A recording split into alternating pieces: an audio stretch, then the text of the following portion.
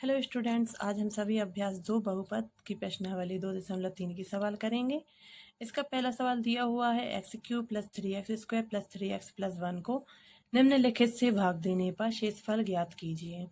मतलब ये हमें एक बहुपद दिया हुआ है और ये संख्याएं दी हुई हैं और हमें इनसे भाग देना है और इसका शेषफल हमें ज्ञात करना है। तो देखते हैं हम इसको कैसे भाग देते हैं। सबसे पहले इस बहुपद को हम क्या मानेंगे, px, क्योंकि इसमें x चर है इसलिए हमने यहाँ पर भी x लिया हुआ है। इसको हम px मानेंगे। फिर हम जो ये संख्या दी हुई है इससे हमें भाग देना है, तो क्या लिखेंगे, x-1 से भाग देने पर, इससे हमें भाग देना है। तो भाग कैसे देंगे, जब भी हम किसी संख्या से इस बहुपद में भाग देंगे तो इस संख्या को हम 0 के बराबर मिलेंगे ताकि x का मान निकल आए, और x का मान जब निकल आएगा तो हम इस बहुपद में इसका मान रख के इसका शेषफल निकाल लेंगे। तो देखिए x-1 बराबर 0, ये हमने x-1 बराबर 0 लिया है। अब हम क्या करेंगे, x बराबर 1 का पक्षांतर हो जाएगा तो क्या हो जाएगा, -1। तो x का मान क्या आ गया है, ऋण 1। अब ऋण 1 का मान हमें कहाँ रखना है, x की जगह पर।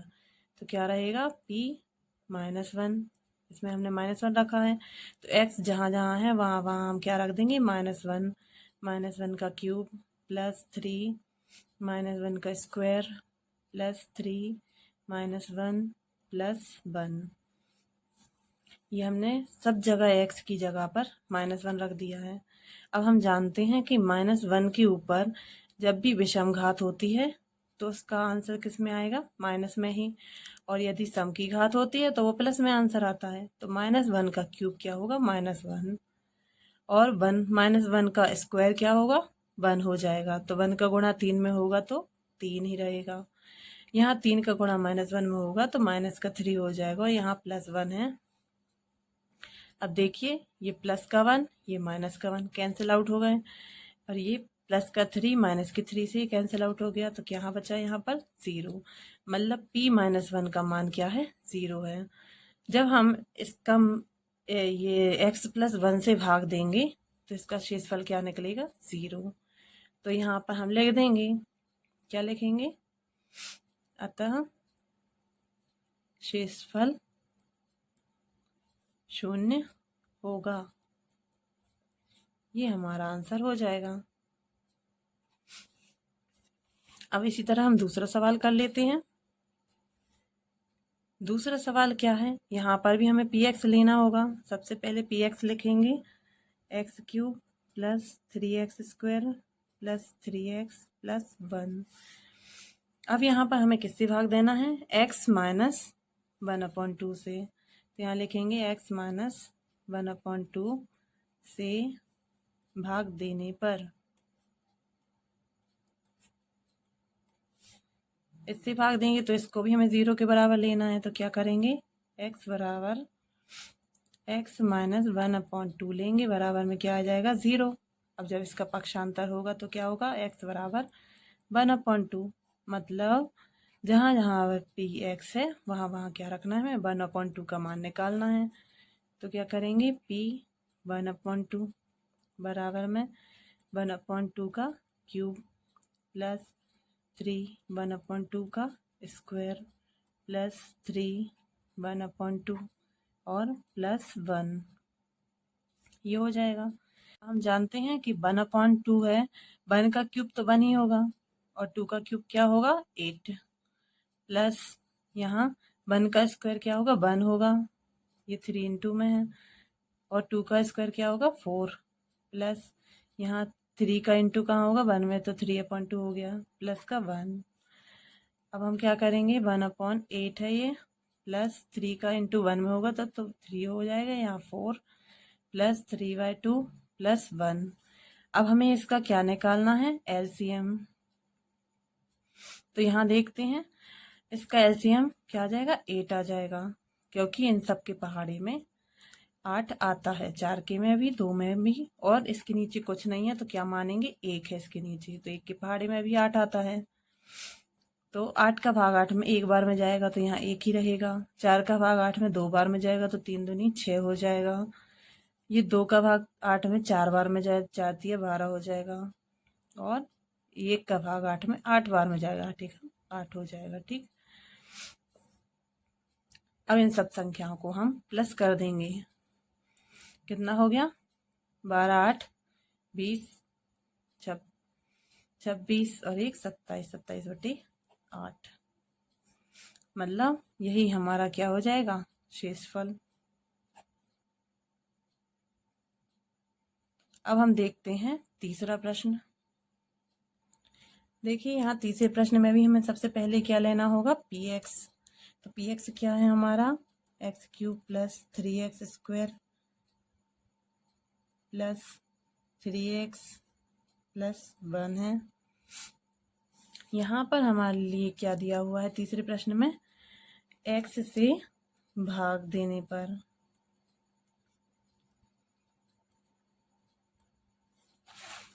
देखिए ये तीसरा प्रश्न हमारा ये है, x सिर्फ दिया हुआ है तो यहाँ हम काय से भाग देंगे? x से भाग देंगे। तो x से भाग देंगे तो क्या करना होगा? हमें x को बराबर में रखना पड़ेगा 0 के। मतलब x का मान हमें क्या रखना है? 0। जहाँ जहाँ x होगा वहाँ वहाँ हम 0 पुट कर देंगे। तो यहाँ हम क्या करेंगे? p0 का मान निकालेंगे। तो यहाँ 0 का क्यूब हो जाएगा प्लस 3, 0 का स्क्वायर हो जाएगा प्लस 3 और 0 प्लस 1। तो 0 में किसी भी संख्या का गुणा होगा वो 0 ही हो जाएगी। तो यहाँ सब जगह 0 हो जाएगा। यहाँ सिर्फ क्या बचेगा? 1। तो यही इसका क्या हो जाएगा? शेषफल। शेषफल क्या आ गया इसका आंसर? 1। अब हम चौथा सवाल देख लेते हैं। चौथे सवाल में हमारे लिए किससे भाग देना है? px बराबर x³ plus 3x² plus 3x plus 1। यहाँ हमें देना है x प्लस पाई से भाग देने पर। जब इसमें भी वही हम करेंगे, x प्लस पाई को बराबर में लेंगे 0 के। अब हम क्या करेंगे? पाई का पक्षांतर कर देंगे। तो x बराबर क्या हो जाएगा? माइनस का पाई। मतलब हमें x की जगह पर क्या रखना है? माइनस पाई रखना है।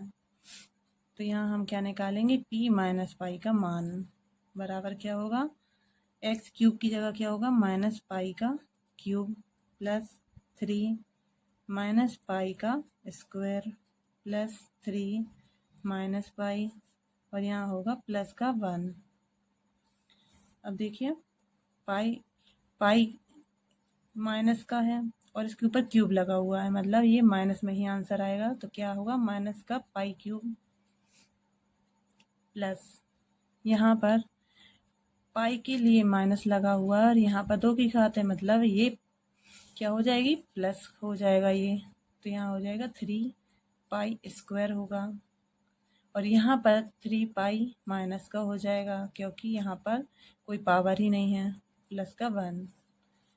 और इससे आगे ये सॉल्व नहीं होगा क्योंकि यहाँ पर पावर में डिफरेंस है, इसलिए ना इनको जोड़ सकते हैं और ना ही घटा सकते हैं। तो यही इसका क्या हो जाएगा? शेषफल। इसका शेषफल यही होगा। अब हम देखते हैं पांचवा प्रश्न। ये हमारा पांचवा प्रश्न। यहाँ पर भी हम px लेंगे सबसे पहले, x³ plus 3x² plus 3x plus 1। यहाँ हमें भाग कैसे देना है? 5 प्लस 2x से भाग देने पर हमें इससे भाग देना है। तो इसको हम काय के बराबर में लेंगे? 0 के बराबर में। जब हम इसको आगे सॉल्व करेंगे तो क्या होगा? 2x यहीं रहेगा और ये 5 का पक्षांतर होगा तो -5 हो जाएगा। फिर आगे क्या होगा? x बराबर हो जाएगा माइनस का 5/2। मतलब हमें x की जगह पर क्या रखना है? माइनस का 5/2 रखना है। तो देखते हैं p माइनस का 5/2 इक्वल टू एक्स का क्यूब मतलब माइनस का 5/2 का क्यूब प्लस का यहाँ रहेगा बाहर 3 माइनस का 5/2 का स्क्वायर हो जाएगा प्लस का 3 माइनस का 5/2 रहेगा और प्लस का 1 रहेगा। यहाँ पर 5 का क्यूब क्या हो जाएगा 125 अपॉन का 8 और ये माइनस में रहेगा क्योंकि घात कैसी है विषम है। यहाँ 5 का स्क्वायर क्या होगा 25 का 3 में मल्टीप्लाई होगा तो क्या हो जाएगा 75 और यहाँ 2 का स्क्वायर होगा 4 और यहाँ 3 का इंटू 5 में होगा तो क्या होगा माइनस का 15/2 प्लस का 1। अब यहाँ पर हमें क्या लेना होगा एलसीएम का 8 आ जाएगा। 8 का भाग हम 8 में देंगे तो एक बार में जाएगा और यहाँ पर हो जाएगा 125 से कम 125। 4 का भाग 8 में 2 बार में जाएगा तो यहाँ 75 गुणित 2 मतलब 150 हो जाएगा। फिर माइनस फिर 2 का भाग 8 में 4 बार में जाएगा तो मतलब 4 का गुणा कहाँ करना है 15 में 15 चौके 60 हो जाएगा यहाँ पर। और यहाँ पूरे एक ही है तो 1 का भाग 8 में 8 बार में जाएगा तो धन का यहाँ हो जाएगा 8। अब हम यहाँ पर जो संख्याएं जोड़ती हैं उनको जोड़ देंगे। जैसे हम प्लस की संख्याओं को सबसे पहले जोड़ देंगे तो क्या हो जाएगा 158। फिर हम माइनस की संख्याओं को जोड़ेंगे तो क्या होगा माइनस का 185 अपॉन में 8 तो है ही। अब 185 में से 158 जाएगा तो क्या बचेगा 27। लेकिन बड़ी संख्या कैसी है ऋणात्मक है तो यहाँ चिन्ह भी कैसा आएगा ऋणात्मक। यही हमारा क्या हो जाएगा शेषफल। ये तो आपके सवाल कंप्लीट हो चुके हैं। अब हम देखते हैं सेकंड क्वेश्चन। देखिए ये है हमारा दूसरा प्रश्न। इसमें हमारे लिए बहुपद दिया हुआ है x³ minus ax² plus 6x minus का a को x माइनस a से भाग देने पर शेषफल ज्ञात कीजिए। हमें x माइनस a से इसको भाग देना है और शेषफल निकालना है जैसा हम पिछले सवालों में कर रहे थे। तो देखेंगे इसको भी हम यहाँ पर चर राशि क्या है x है इसलिए इसको भी हम px बराबर मानेंगे। तो px बराबर होगा x³ माइनस का ax² प्लस का 6x माइनस का a। इसको भाग किससे देना है x माइनस a से भाग देने पर हमें सेम वही प्रोसेस करनी है। इसको जब हम किसी संख्या से भाग देंगे बहुपद को तो उस संख्या को हम काय के बराबर में लेंगे 0 के। तो x माइनस a बराबर क्या होगा 0। अब हम इसका पक्षांतर कर देंगे तो x बराबर क्या होगा ये माइनस का है इस साइड आकर क्या हो जाएगा प्लस का a हो जाएगा। मतलब x बराबर क्या रखना है हमें a रखना है। तो हम यहाँ पर p a का मान निकालेंगे। बराबर में क्या होगा x³ है मतलब a का क्यूब हो जाएगा माइनस का a x की जगह पर भी a रखेंगे और इसका स्क्वायर प्लस 6 यहाँ पर भी ये हो जाएगा और माइनस का a। अब देखिए a का क्यूब क्या होगा a³ a का स्क्वायर है और यहाँ एक और a है मतलब a का क्यूब बन जाएगा यहाँ पर प्लस का यहाँ 6a है और यहाँ पर माइनस का a है। अब देखिए ये प्लस का a³ ये माइनस का a³ कैंसिल आउट हो गए हैं और ये 6a है और ये a है दोनों की पावर सेम है 1 की पावर है तो 6 में से a चला जाएगा तो क्या बचेगा 5a। यही हमारा शेषफल होगा। तो यहाँ पर हम यही लिख देंगे कि शेषफल बराबर क्या होगा बराबर 5a हो जाएगा। ये सवाल आपको समझ में आ गया होगा। अब हम देख लेते हैं तीसरा प्रश्न। देखिए ये है हमारा तीसरा प्रश्न। जांच कीजिए कि 7 + 3x और 3x³ + 7x का देखिए ये है हमारा तीसरा प्रश्न। जांच कीजिए कि 7 + 3x 3x³ + 7x का एक गुणनखंड है या नहीं। ये बताना है हमें कि ये जो संख्या दी हुई है इस बहुपद का गुणनखंड है भी या नहीं है। गुणनखंड हम कैसे निकालेंगे, जब हम इस संख्या से इसमें हम भाग देंगे और यदि शेषफल क्या आता है, शून्य। मतलब यदि शेषफल बराबर क्या आता है, शून्य, तो ये क्या होगा, गुणनखंड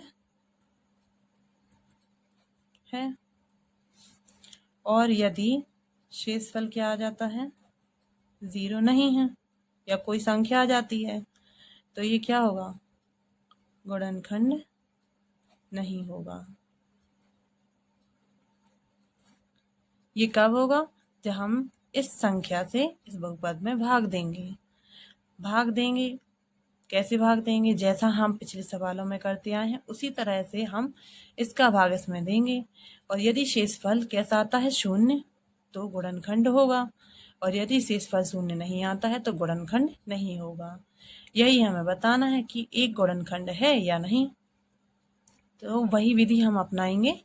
देखिए यहाँ पर हम इसको px बराबर क्या मानेंगे, 3x³ प्लस 7x, और यहाँ पर ये जो है इससे हमें भाग देना है, तो ये लिखेंगे 7 + 3x से भाग देने पर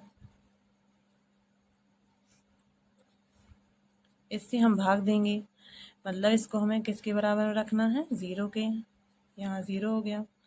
अब जब हम इसका पक्षांतर करेंगे तो 3x बराबर क्या हो जाएगा, -7। अगले पद में क्या होगा, x बराबर, ये 3 भी यहाँ नीचे पहुँच जाएगा तो -7/3। मतलब हमें x बराबर -7/3 का मान रखना है। तो देखिए यहाँ पर हम मान निकालेंगे p -7/3 का। जहाँ जहाँ x दिख रहा है वहाँ वहाँ हम क्या रख देंगे, -7/3। तो यहाँ हो जाएगा 3 और कोष्टक में -7/3 का क्यूब प्लस यहाँ हो जाएगा 7 -7/3। अब हम क्या करेंगे, देखिए 7 का क्यूब क्या होता है, 343 अपॉन में, और 3 का क्यूब क्या होता है, 27। ये तो कोष्टक के अंदर है। और ये कैसा रहेगा, माइनस का, और बाहर क्या दिया हुआ है, 3 दिया हुआ है, प्लस यहाँ तो 7 है और यहाँ -7/3 है। जब इस 7 का इस 7 में गुणा होगा तो ये प्लस का चिन्ह माइनस में बदल जाएगा, क्योंकि अंदर क्या है, माइनस है। तो यहाँ क्या करेंगे, यहाँ देखिए ये बाहर जो 3 दिया हुआ है इससे ये 27 कट रहा है तो काट देंगे, 3 एकम 3, 3 नाम 27। और यहाँ पर कुछ नहीं कट रहा है तो इसका सीधा गुणा कर देंगे। यहाँ क्या बचा है, 343/9, और यहाँ 7 का इंटू 7 में होगा तो क्या आ जाएगा, 49/3। अब हम यहाँ सेम प्रोसेस करेंगे। यहाँ एलसीएम होगा 9, तो 9 का इंटू 9 में, तो एक बार में होगा, एक बार में भाग जाएगा, 9 का भाग 9 में एक बार में, और 1 का गुणा यहाँ हो जाएगा तो 343 रहेगा सेम। माइनस 3 का भाग 9 में 3 बार में जाएगा, और यहाँ 3 का गुणा हो जाएगा तो क्या होगा, 147। अब ये दोनों प्लस हो जाएंगे तो क्या आएगा, माइनस का 490 अपॉन में रहेगा 9। अब यदि 9 का भाग इसमें जाता है तो दे देंगे, नहीं जा रहा है तो नहीं देंगे। यही हमारा क्या हो जाएगा, शेषफल हो जाएगा। ये 0 के बराबर नहीं है, ये देख रहा है हमें 0 के बराबर नहीं है, मतलब हम इसमें क्या लिखेंगे, क्या है, गुणनखंड नहीं होगा, गुणनखंड नहीं होगा। ये गुणनखंड के बराबर नहीं होगा क्योंकि इसका मान 0 नहीं आया है। यदि इसका मान 0 हो जाता तो ये गुणनखंड होता। आई होप आप लोगों को मेरी वीडियो बहुत अच्छी लगी होगी। मेरे समझाने का तरीका यदि आपको अच्छा लगता है तो प्लीज़ लाइक करें और मेरा चैनल भी सब्सक्राइब कर लें।